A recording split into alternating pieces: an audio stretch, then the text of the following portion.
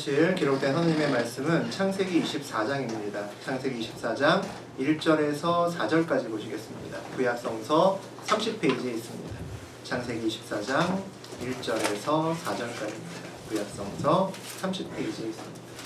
아브라함이 나이가 많아 늙었고 여호와께서 그에게 범사의 복을 주셨더라. Abram was now old and well advanced in years, and the Lord had blessed him in every way.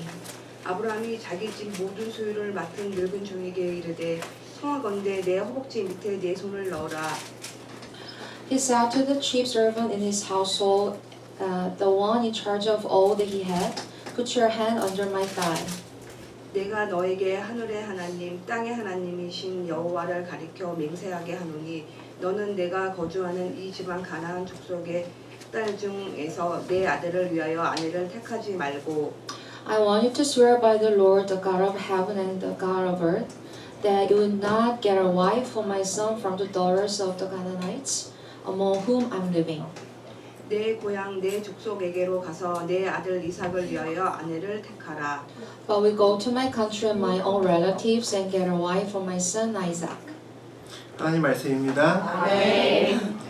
예, 우리 창세기 24장 1절에서 4절까지 함께 보셨습니다. 전체적으로 오늘 내용은 27절까지 볼 겁니다. 그 내용 가지고 복의 끝판왕은 이런 복이다. 복의 끝판왕은 이런 복이다 라는 제목으로 함께 은혜 나누겠습니다. 아브라함 12번째 시간입니다. 원래 지난 시간까지 해서 11번째로 끝내려고 했는데 24장을 묵상하던 중에 이삭의 관점보다는 아브라함의 관점에서 보는 것이 맞는 것 같아서 내용은 같지만 아브라함을 중심으로 해서 12번째 시간을 갖도록 하겠습니다. 지난 시간에 아브라함의 아내 사라가 죽었죠. 그리고 이전에 하갈과 이스마엘도 모두 다 이제 떠나보냈습니다. 이제 이삭하고 아브라함밖에 집에 이제 남은 사람이 없습니다. 물론 뭐 종도 있고 가축도 있고 있지만 가족은 이제 둘밖에 없죠. 아브라함에게는 굉장히 힘든 시간들이 지나갑니다. 가정에서 사랑하는 사람을 잃은 사람들이 이제 무슨 생각을 할까요? 뭐 여러 가지 방법이 있겠지만 물론 세월이 지나가면 또 해결이 되겠지만 좋은 방법 중에 하나가 이별의 아픔을 빨리 회복시키는 방법 중에 하나는 새로운 가족을 받아들이는 것이 또 굉장히 좋은 방법입니다. 이삭이 나이가 들었고 이삭을 빨리 장가하고 결혼하게 만들어서 손자나 손녀를 낳으면 아브라함이 얼마나 기쁘겠습니까? 그래서 오늘 자기의 자녀 이삭을 장가를 보내기로 이제 결정을 합니다. 우리 2절에서 4절까지 한번 읽어보겠습니다. 아브라함이 자기 집 모든 소유를 맡은 늙은 종에게 이르되 청하건대 내 허벅지 밑에 네 손을 넣어라. 내가 너에게 하늘의 하나님 땅의 하나님이신 여호와를 가리켜 맹세하게 하노니 너는 내가 거주하는 이 지방 가나안 족속의 딸 중에서 내 아들을 위하여 아내를 택하지 말고 내 고향 내 족속에게로 가서 내 아들 이삭을 위하여 아내를 택하라. 아브라함의 사랑하는 아들 이삭의 신부감을 위해서 늙은 종을 불러서 그 일을 맡기는 장면을 볼 수 있습니다. 자기 집의 모든 소유를 맡은 늙은 종에게 이르되라고 되어 있죠. 이 늙은 종과 오랜 시간 같이 했을 겁니다. 아브라함이. 그리고 자기 집의 모든 소유를 맡겼다고 하는 것은 늙은 종을 정말 신뢰하고 있다는 거죠. 믿을 수 있다는 겁니다. 자기 것은 무엇이든지 편하게 맡길 수 있는 그런 사이라는 거죠. 내 허벅지 밑에 내 손을 넣으라 라고 되어 있습니다. 허벅지의 환도뼈 아래 손을 넣고 맹세하는 것은 고대에서 서로 간에 신의를 걸고 목숨을 걸고 반드시 지켜야 되는 그런 약속의 행위입니다. 우리 아이들끼리 하는 약속으로 손가락 걸고 도장 찍고 복사하죠. 그런 것과 비슷하다라고 보시면 됩니다. 내 고향 내 족속에게로 가서 내 아들 이삭을 위하여 아내를 택하라 라고 되어 있습니다. 메소포타미아의 하란에 자기의 친족에게로 보냅니다. 그래서 가나안 족속이 아니라 자기의 친족, 동족 중에서 신부감을 선택해 달라고 종에게 이야기를 합니다. 자기의 아들의 신부감을 구하는 건 굉장히 중요하죠. 물론 딸의 신랑감을 구하는 것도 마찬가지로 중요합니다. 그런데 그렇게 엄청나게 중요한 일을 앞두고 있는데 그 일을 종에게 맡기면서 아브라함의 당부를 보면 너무 간단합니다. 그저 하란으로 가서 아브라함의 족속에게 가서 이삭의 신부감을 그냥 찾아오라고만 얘기를 합니다. 만약에 여러분이 누군가에게 자기의 아들이나 딸의 배우자를 구한다고 하면 어떻게 하실 건가요? 믿음만 있으면 돼 라고 하실 건가요? 아닐 것 같습니다. 키도 어느 정도 봐야겠죠. 인물도 애지간하게는 생겨야 되죠. 학벌은 또 어떨까요? 그래도 좀 받쳐주면 좋겠죠. 직장도 중요하죠. 연봉은 도대체 얼마나 버나 이것도 궁금할 겁니다. 성격 안 되죠. 성격 나쁘면 절대 줄 수 없죠. 부모의 재산도 좀 있으면 좋을 겁니다. 그런데 아브라함의 요구는 오늘 너무나 간단합니다. 동족에게 가서 신부를 데려오라 하면 하나님을 신실하게 믿는 사람이면 된다라는 겁니다. 믿음이 있어야 아브라함이 받은 하나님의 약속을 이삭과 함께 신실하게 이행할 수 있기 때문이죠. 그럼 믿음만 있으면 성격은 파탄자라도 데리고 오면 무조건 결혼을 시킬까요? 그건 아니겠죠. 그럼 무슨 얘기일까요? 키나 외모, 성격, 학벌 이런 것들은 다 종이 알아서 하라는 겁니다. 나는 이것만 지키면 되니까 나머지는 너의 눈에 드는 사람을 데리고 오라면 되는 거죠. 그만큼 아브라함은 종을 믿는다는 겁니다. 이 이야기를 읽으면서 하나님께 쓰임받으려면 이 종과 같은 자리에 있어야 되겠다라는 생각이 들었습니다. 하나님께 이런 믿음과 신뢰를 줄 수 있어야 되는 거죠. 하나님이 사업의 길을 열어주셨는데 너 돈 벌면 나의 나라 확장을 위해서 이렇게 써야 된다. 높은 자리에 올라가니 이런 거 조심해야 된다. 사업이 잘 되어도 너 예배 자리 지키지 않으면 안 된다. 기도를 빼먹으면 안 된다. 이렇게 하나님과 계속 실랑이 하면서 주의 길을 가지 못하기 때문입니다. 그렇게 가야 한다면 쓰임을 받는 것이 아니라 아직 훈련을 좀 더 많이 받아야 될 겁니다. 쓰임 받기 힘들다는 거죠. 우리 5절과 6절 보시겠습니다. 종이 이르되 여자가 나를 따라 이 땅으로 오라고 하지 아니하거든 내가 주인의 아들을 주인이 나오신 땅으로 인도하여 돌아가리이까. 아브라함이 그에게 이르되 내 아들을 그리로 데리고 돌아가지 아니하도록 하라. 종이 아브라함에게 다시 질문합니다. 그 신부감이 만약에 그 하란 메소포타미아에서 가나안으로 돌아오려 하지 않고 그곳에서 그냥 살겠다고 하면 어떡합니까? 물어봅니다. 그럼 이삭을 데리고 반대로 메소포타미아에서 그냥 살게 해도 괜찮은지를 물어보고 있습니다. 가나안에서 메소포타미아까지는 약 한 800km 정도 떨어진 곳입니다. 굉장히 멀죠.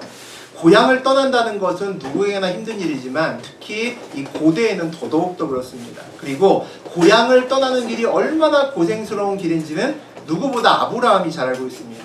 아브라함이 하나님을 만났을 때 하나님이 내 친척과 아비집을 떠나서 가나안으로 오라 그랬거든요. 그래서 가나안으로 자기 친척집 다 떠나고 다 버리고 왔던 사람이 아브라함이었습니다.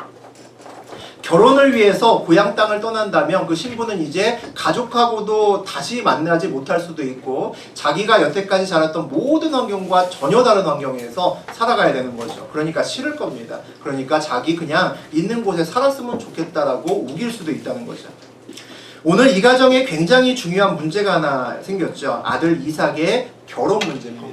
아브라함의 요구는 굉장히 간단했습니다. 믿음만 있으면 된다. 내 친족 중에서 데리고 와 였죠. 근데 종의 질문을 통해서 그 약속의 활동이 내용이 더욱더 구체화되는 것을 볼 수가 있습니다.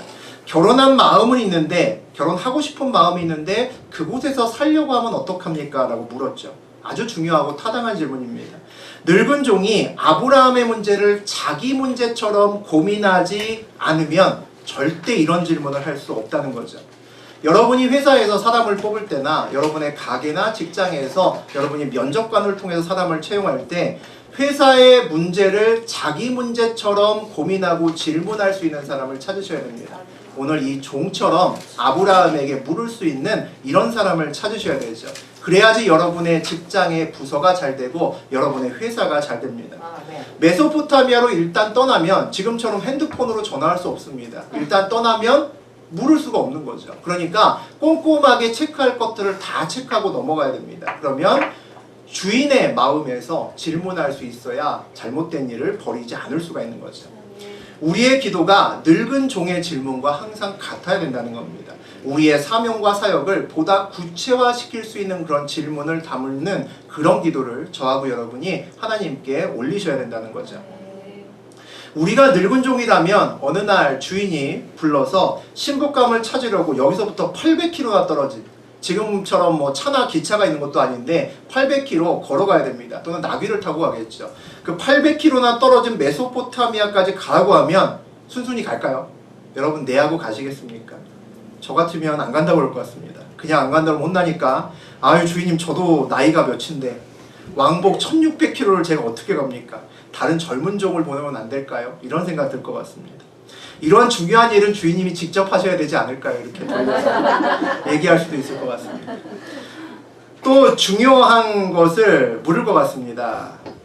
갔다가 오면 뭐 주실 건데요? 그러니까 대놓고 물어보긴 좀 어렵겠죠. 그러니까 간접적으로 잘 물어봐야겠죠. 그래서 내가 이렇게 고생하면 도대체 나한테 뭘 줄 건가 확인받고 가고 싶을 겁니다.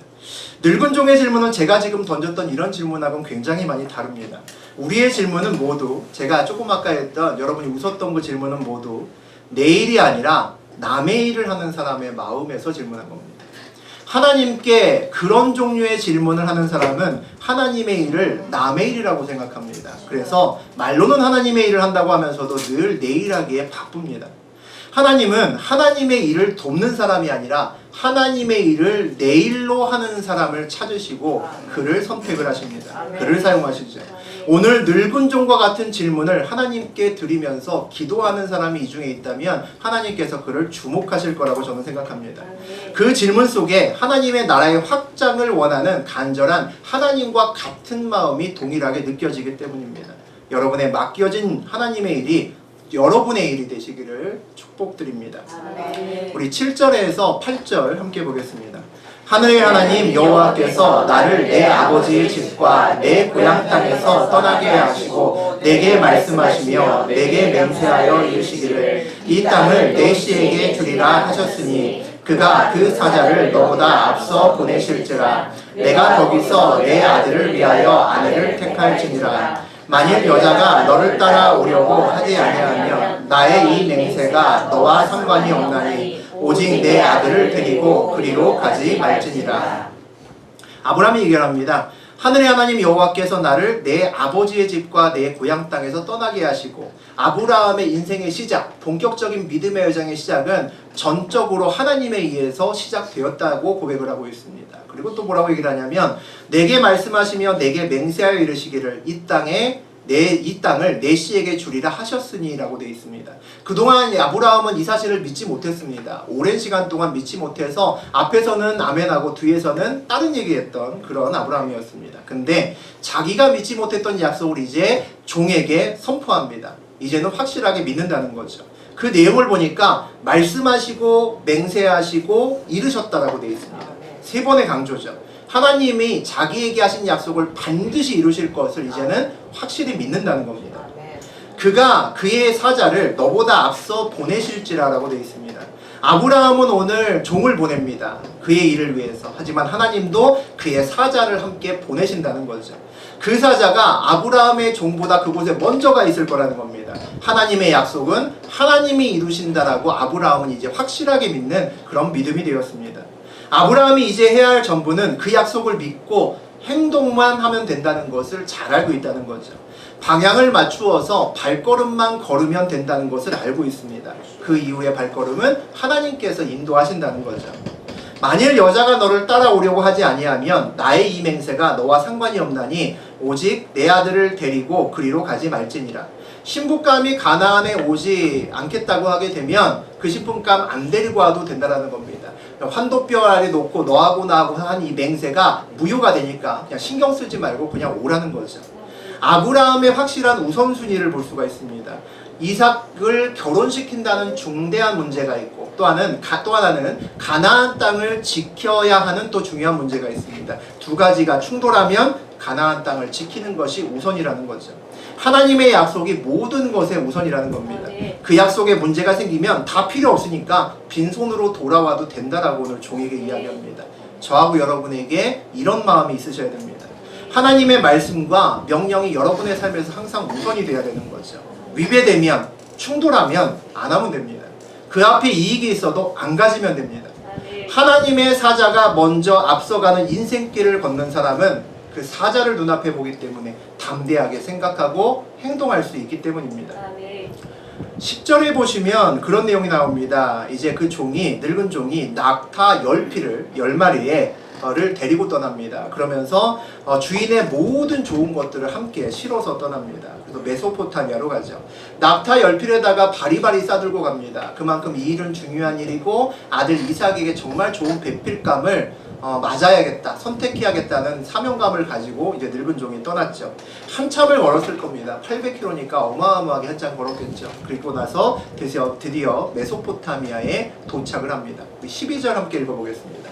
그가 이르되 우리 주인 아브라함의 하나님 여호와여 원하건대 오늘 나에게 순조롭게 만나게 하사 내 주인 아브라함에게 은혜를 베푸시옵소서. 메소포타미아의 목적지에 도착한 다음에 처음 늙은 종이 한 일은 기도를 합니다. 기도의 내용을 보니까 우리 주인 아브라함의 하나님 여호와여라고 그럽니다. 나의 하나님이 아니라 우리 주인 아브라함의 하나님이죠. 이 늙은 종은 하나님과 직접적인 만남이나 또 직접적인 교제가 없었던 것으로 보입니다. 그런데 아브라함의 말대로 순조롭게 이삭의 아내감을 만나게 해서 우리 주인 아브라함에게 은혜를 베풀어 주시옵소서라고 기도합니다. 이것이 복이 되는 인생길이라고 저는 생각합니다. 하나님께서 아브라함에게 오셔서 너는 복이 되라 그랬습니다. 복을 구하서 돌아다니는 사람이 아니라 너 자체가 복이 되라 그러셨습니다. 그 얘기는 아브라함으로부터 복이 넘친다라는 이야기죠. 아브라함부터 복이 넘치면 그와 주변에 있는 사람들, 하나님을 믿지 않는 그 늙은 종의 삶에도 오늘처럼 하나님이 그 일에 개입하시는 것이 일어나야 되는 겁니다. 이것이 복이 함께 나누는 인생길이라는 거죠. 여러분이 복의 근원이라고 하시면 여러분 주변에 있는 사람이 여러분을 통해서 하나님이 그의 인생길에 개입하는 놀라운 복을 함께 받을 겁니다. 그러므로 그의 마음속에도 하나님이 계시는구나를 확신할 수 있는 그런 삶의 시간이 온다라는 거죠. 늙은 종이 기도를 이어갑니다. 어떤 기도를 하는지 보겠습니다. 우리 13절과 14절 읽어보죠. 성중 사람의 딸들이 물 기르러 나오겠사오니 내가 우물 곁에 서 있다가 한 소녀에게 이르기를 청하건대 너는 물동이를 기울여 나로 마시게 하라 하리니 그의 대답이 마시라 내가 당신의 낙타에게도 마시게 하리라 하면 그는 주께서 주의 종 이삭을 위하여 정하신 자라 이로 말미암아 주께서 내 주인에게 은혜 베푸심을 내가 알겠나이다. 이삭의 아내감을 구해오라는 그 미션은 이 늙은 종에게는 굉장히 난감한 일이었을 겁니다. 외국에 가서 찾아오라는 거잖아요. 쉽지 않은 일이죠. 자기 동네라면 근처의 지인들을 동원해서 좋은 아가씨, 인품도 좋고 얼굴도 이쁘고 여러 가지 조건에 만족하는 그런 아가씨들을 섭외할 수 있을 겁니다. 여러 사람들한테 또 물어볼 수 있겠죠. 요즘 같은 세상이라면 인터넷이 발달되어 있으니까 블로그나 페북을 보면서 그 사람의 인생길을 좀 볼 수도 있을 겁니다. 어쨌든 이런저런 방법을 통해서 알 수 있는 방법이 있겠죠. 근데 알지 못하는 동네에 알지 못하는 사람들을 대상으로 해서 어떻게 좋은 신부감을 고를 수 있을까요? 여러분이 늙은 종이라면 어떻게 해야 될까요? 자신은 알지 못하는 외국에서 문화와 모든 게 다 다른데 어떻게 좋은 신부감을 구할 수 있죠? 그리고 많은 기준 중에서 좋다고 하는 것은 굉장히 애매한 거죠. 많은 기준들이 있을 텐데 그 기준 중에서 어떤 것을 주된 기준으로 좋은 신부감을 판단해야 될까 고민될 겁니다. 어차피 첫인상과 몇 마디의 말을 통해서 선택할 수밖에 없습니다. 이곳에서 1년 동안 살면서 신부감 고를 수는 없기 때문에 잠깐 동안의 시간에 그 사람을 파악해야 되는 거죠. 우리가 회사에서 면접관이 돼서 사람을 뽑을 때 또 개인 사업이나 사업장에서 직원을 뽑을 때도 비슷하죠. 이때 직원을 뽑을 때는 공개적으로 사실 공고를 냅니다. 그래서 우리 회사에 같이 일하고 싶은 분은 몇 월 며칠 몇 시에 뭐 오세요 뭐 이렇게 하겠죠. 그래서 그때 와서 면접을 보죠. 준비된 사람들이 옵니다. 준비된 사람들 중에서 정말 우리 회사에 꼭 맞는 사람을 골라내야 되죠. 그래서 면접에서 주로 이용하는 방법 중에 하나가 뭐냐면 의도되지 않은 상황을 만듭니다. 의도되지 않은 상황을 만들어요. 의도된 상황만 얘기를 하면 지원자가 자기가 예상 질문 1번, 2번, 3번, 4번 뽑았을 거 아닙니까? 그 질문을 물으면 그냥 컴퓨터처럼 그 얘기를 쫙 합니다. 그래갖고는 그 사람이 무슨 사람인지 알 수가 없죠. 그래서 예측하지 못하는 상황을 만들어야 그 사람의 준비되지 않은 자세와 마음을 볼 수 있죠. 그래서 대기업의 면접에서는 일과 상관없는 굉장히 뜬금없는 질문을 합니다. 이런 질문이죠. 선천적으로 맹인인 사람에게 노란색을 어떻게 설명할 수 있겠습니까? 뭐 이런 거 물어봅니다. 난감하죠. 맨홀 뚜껑이 왜 동그랄까요? 뭐 이런 거 물어봅니다. 테트리스 게임에서 본인 마음에 비법이 있습니까? 이런 거 물어봅니다. 우리의 면접관들, 당신 앞에 있는 우리가 면접관들인데 우리 면접관들의 모습을 사자성어로 표현하면 어떻게 되겠습니까? 뭐 이런 거 물어봅니다. 이런 질문을 받으면 대부분 당황할 겁니다. 왜 당황하죠? 답을 찾으려고 노력하기 때문에 당황합니다. 그런데 면접관의 질문은 답이 없는 질문입니다. 답이 없다는 것은 그들이 원하는 것은 답이 아니라는 거죠. 답을 찾아가는 자세와 모습을 보여주면 되는 겁니다. 예측하지 못하는 상황에서 당황하는 환경에서 그 사람이 답을 찾고 그 당황스러운 질문을 대답하는 모습과 말투와 행동을 보면 그 사람의 숨겨져 있는 본성과 참모습을 볼 수가 있다는 거죠. 그것을 이끌어내야 되는 것이 이제 면접입니다.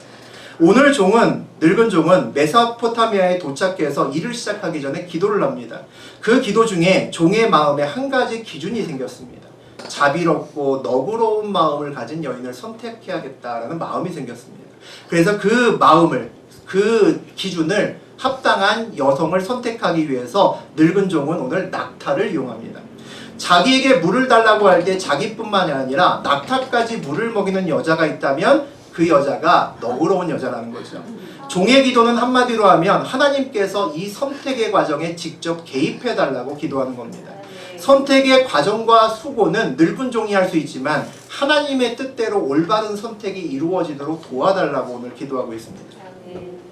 오늘도 상황이 재밌는 점은 종의 낙타가 한 마리가 아니라는 겁니다. 몇 마리 데리고 왔습니까? 10마리. 10피를 데리고 왔습니다. 낙타가 도대체 얼마나 물을 많이 먹을까요? 물 먹는 하마처럼 먹을까요? 낙타가 보통 물을 먹을 때 한 10리터 먹는답니다. 기본. 그리고 낙타가 아시는 것처럼 왜 사막을 지날 때 물을 저장하기 위해서 물을 좀 많이 먹잖아요.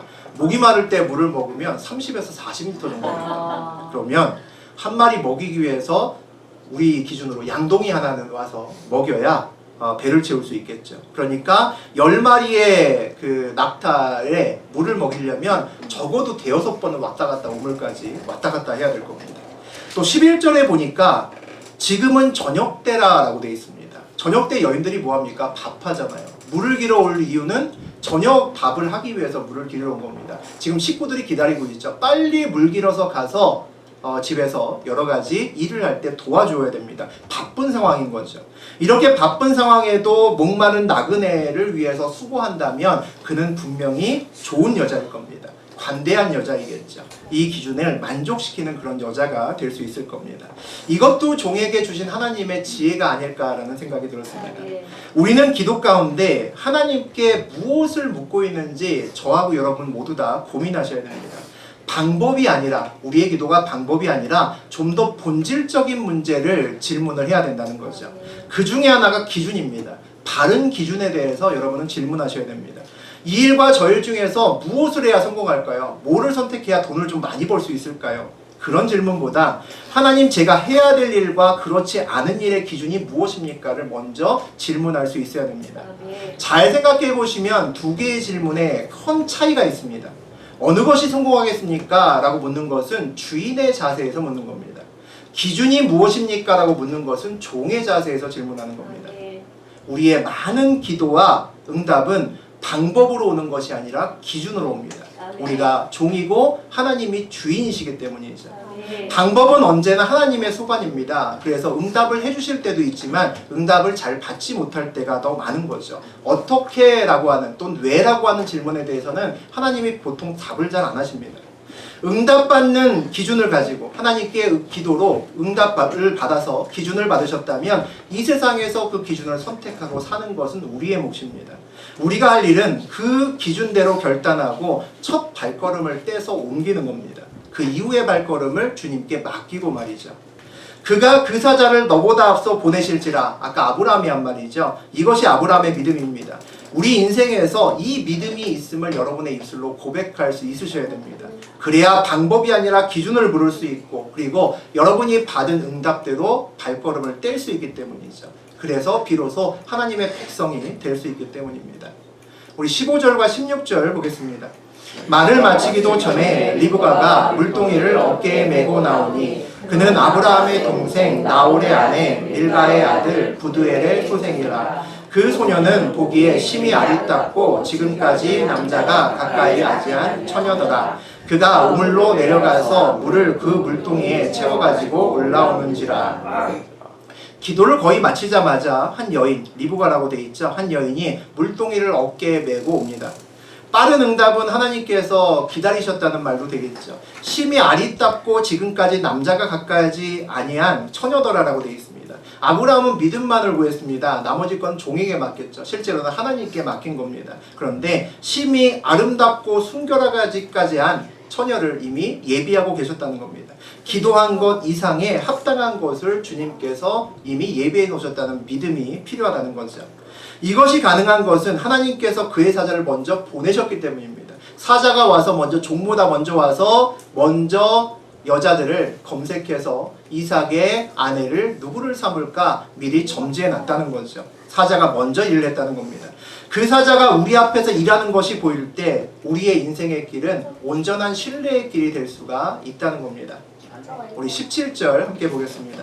종이 마주 달려가서 이르되 청하건대 내 물동이의 물을 내게 조금 마시게 하라. 종이 마주 달려가서 이르되라고 되어 있습니다. 오랜 길을 왔잖아요. 800km나 걸어왔습니다. 나이도 많은 종입니다. 그러면 피곤하겠죠. 엄청나게 힘들 겁니다. 발바닥도 힘들고 며칠 쉬었다가 천천히 알아봐도 되죠. 그런데 오늘 종이 마주 달려가서 이르되라고 되어 있습니다. 물을 길어오는 한 여인을 보고 마주 달려갔다는 이야기는 적극적인 종의 태도를 볼 수가 있는 거죠. 종이 자기 일처럼 아브라함의 일을 본다는 겁니다. 그리고 또 하나 또 중요한 점이 있습니다. 갑작스러운 상황을 연출하는 종의 지혜를 볼 수 있습니다. 갑작스럽게 뛰어가서 늙은 종이 뛰어가서 낯선 여인에게 물을 달라고 하면 그 낯선 여인이 얼마나 놀랄까요? 여인이 당황했을 겁니다. 대기업 면접처럼 이상한 맨홀 뚜껑이 왜 동그랗습니까? 이런 질문과 똑같다는 거죠. 머릿속이 갑자기 하얘지고 놀랐을 겁니다. 그래서 당황스러운 환경을 만들어 놓고 그 여성의 반응을 봐야 된다는 겁니다. 그래야 그 속마음과 본성을 알 수 있다는 거죠. 이 종의 놀라운 지혜를 볼 수가 있습니다. 18절에서 20절까지 어떤 얘기가 나오냐면 그렇게 이제 물을 달라라고 이야기를 했더니 그 여성이 리브가가 어떻게 반응을 하냐면 18절에 보니까 급히 물동이를 손에 내려서 마시게 했습니다. 얼른 어유 드십시오 하고 내드렸다는 거죠. 그 다음 19절에 보니까 놀라운 얘기가 나옵니다. 요구하지도 않았는데 당신의 낙타를 위해서 물을 길어 그것들도 그냥 마시기가 아니죠. 배불리 마시게 하리이다 라고 되어 있습니다. 그 다음에 20절에 보니까 급히 물동이를 물에 부위에 붓고 다시 기르려고 우물로 걸어가지 않았습니다. 달려가서 모든 낙타를 위해서 깃는지라. 수고를 아끼지 않고 목마른 낙타와 그리고 그 주인 늙은 종을 위해서 몸수고를 마다하지 않고 몇 번을 왔다 갔다 하면서 물을 길어줬다는 겁니다. 종이 무슨 생각을 했겠습니까? 아, 이 사람이구나 라고 확신했을 겁니다. 21절 읽어보겠습니다. 그 사람이 그를 묵묵히 주목하며 여호와께서 과연 평탄한 길을 주신 여부를 알고자 하더니. 우리가 늙은 종의 상황이라면 여러분의 인생길에서 이 늙은 종의 요 순간을 맞이했다면 우리는 보통 이런 일이 이루어지면 다음 단계로 바로 넘어갑니다. 아가씨 일로 와보십시오. 내가 사실은 가나안에서 왔는데 이삭 도련님 신부감을 구하러 제가 이곳에 왔습니다. 우리 주인의 집안은 정말 장난 아니게 부자입니다. 완전 팔자 핀 겁니다. 저하고 따라가시기만 하면 부귀영화가 당신의 눈앞에 있습니다. 바로 이렇게 나와야죠. 근데 종은 그렇게 얘기하지 않습니다. 어떻게 합니까? 그 사람이 그를 묵묵히 주목하여라고 나옵니다. 리브가의 행동과 표정과 자세 하나하나를 꼼꼼히 쳐다보고 있다는 거죠. 리브가는 모르지만 그녀는 지금 돌발 상황 중에서 면접 보고 있는 겁니다. 갑작스럽게 놓인 상황에서 늙은 종은 매 눈으로 리브가를 지금 하나씩 쳐다보고 있습니다. 그녀의 속을 보고 있는 거죠. 왜 그렇게 보고 있을까요? 이미 확실한 것 같은데. 여호와께서 과연 평탄한 길을 주신 여부를 알고자 하라고 되어 있습니다. 너무 쉽게 목적이 달성되어 있다면 의심하라는 얘기입니다. 너무 쉽게 목적이 달성되어 있다면 이것이 내 눈앞에 있는 이것이 하나님이 주신 것인지 그렇지 않은 것인지 반드시 기도하고 물어봐야 된다는 겁니다. 이 일이 우연인지 아니면 하나님이 이 일을 인도하신 것인지 다시 한번 물어봐야 된다는 거죠. 종은 끝까지 상황이 아니라 하나님을 보려고 애쓰고 있습니다. 다시 한번 하나님의 뜻이 맞는지 재확인하고 있다는 거죠. 우리가 세상을 나가서 일을 할 때도 마찬가지입니다. 하나님의 뜻이 맞으면 시작은 비교적 가볍게 발걸음을 옮길 수 있지만 여러분의 그 길을 가는 동안에 여러분은 계속 기도하시면서 질문하시고 물으셔야 됩니다. 언제 물어야 될까요? 여러분 눈앞에 무엇인가가 보이기 시작하면 물으셔야 됩니다. 그것이 이익이고 좋은 것이든 아니면 그것이 장애물이건 손해이건 간에 여러분은 항상 물으셔야 된다는 거죠. 우리는 장애물이 생기면 물어봅니다. 이것을 어떻게 지나가야 되는지 물어봅니다. 근데 좋은 일이 오면 묻지 않습니다. 당연히 내가 이 길을 가면서 얻을 거라고 생각하고 덥석 잡아버립니다. 그것이 장애물이 될 수 있다는 거죠. 여러분이 그때마다 내 앞에 이익이 있건 손해가 있던 간에 그것을 붙들고 기도하셔야 여러분이 온전히 그 길을 걸어갈 수 있습니다. 22절과 23절을 보면 이제 종이 다시 그 리브가에게 이야기를 합니다. 금붙이나 이런 것을 좀 주면서 누구의 딸이냐 물어봅니다. 소속을 묻죠. 그리고 내가 하룻밤 유숙할 수 있는 그 곳이 너에게 있느냐라고 물어봅니다. 여전히 자기의 속내를 얘기하지 않습니다. 계속 물어보고 리브가의 답변을 기다립니다. 24절 함께 읽어보겠습니다. 그 여자가 그에게 이르되 나는 밀가가 나홀에게서 낳은 아들 부두엘의 딸이니이다. 그 질문에 이제 그 아가씨가 리브가가 대답을 합니다. 나는 밀가가 나홀에게서 낳은 아들 부두엘의 딸이니이다. 아마 늙은 종이 깜짝 놀랐을 겁니다. 아브라함이 보낼 때 자기의 친족 집에서 그 구하여 갖고 오라고 신부를 구해 갖고 오라고 했거든요. 근데 이 아이 그 여자아이의 대답을 들어보니까 이 사람이 아브라함의 동생 집의 자녀라는 것을 알게 되는 거죠. 나홀이 동생입니다. 동생 집이라는 것을 확신하는 거죠. 그러면 계속해서 사인이 계속 겹치는 겁니다. 아, 우연이 아니라 하나님이 이곳으로 인도하시고 이 여자를 이삭의 아내로 맞으라고 하시는구나 확신했을 겁니다. 반복적인 사인이 왔을 때 우리는 기도의 응답을 확인할 수 있는 중요한 방법으로 여기기 때문이죠. 우리 26절과 27절 보시겠습니다. 이에 그 사람이 머리를 숙여 여호와께 경배하고 이르되 나의 주인 아브라함의 하나님 여호와를 찬송하나이다. 나의 주인에게 주의 사랑과 성실을 그치지 아니하였으며 여호와께서 길에서 나를 인도하사 내 주인의 동생 집에 이르게 하셨나이다 하니라. 늙은 종은 리브가의 답변을 듣고 비로소 자기의 기도의 응답이 리브가였음을 이제 확신합니다. 그리고 하나님께 인도하셨음이 하나님이 이 자리까지 인도하셨음을 확신하게 되죠.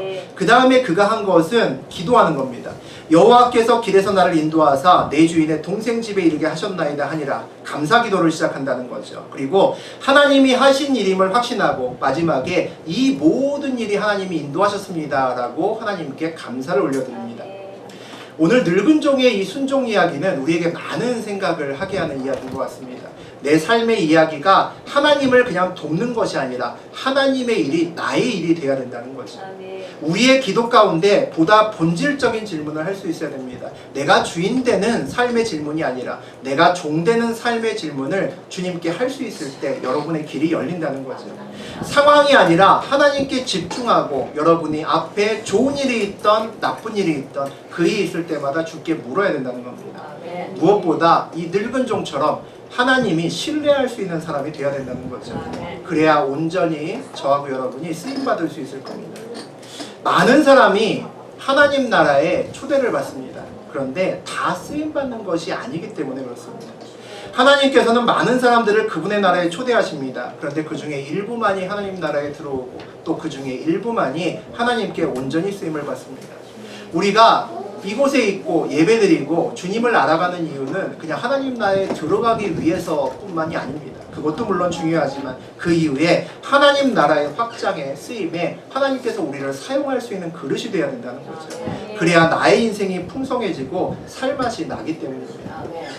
오늘 이야기의 시작은 24장 1절로 시작을 했습니다. 우리 1절 다시 한번 읽어보겠습니다. 아브라함이 나이가 많아 늙었고 여호와께서 그에게 범사의 복을 주셨더라.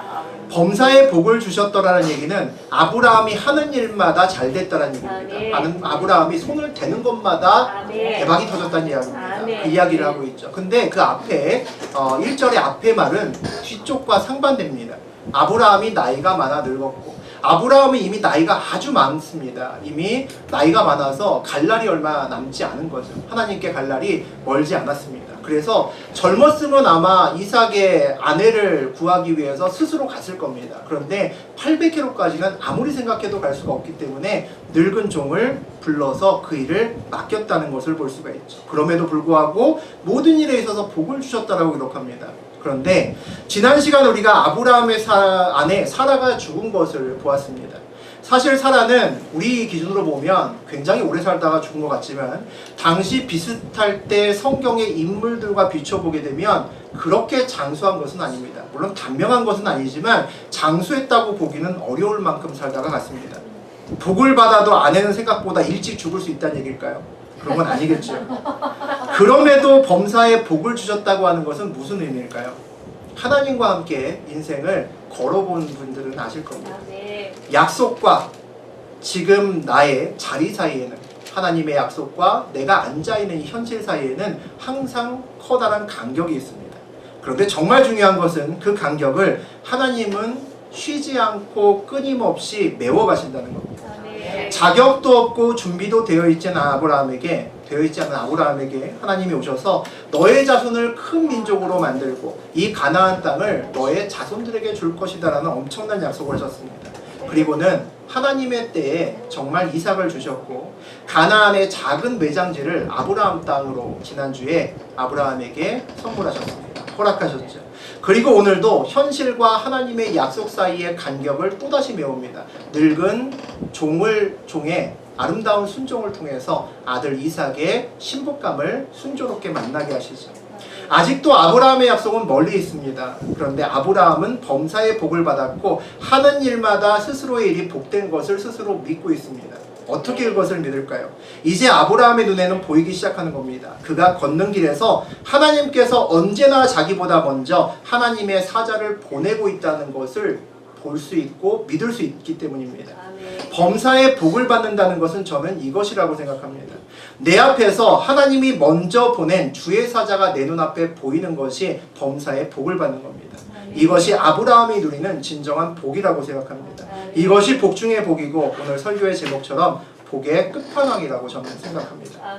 성도님들 모두 여러분의 인생길에서 하나님께서 먼저 보내신 사자가 일하는 것을 보는 복된 인생길 되시기를 주의 이름으로 축복합니다. 아멘.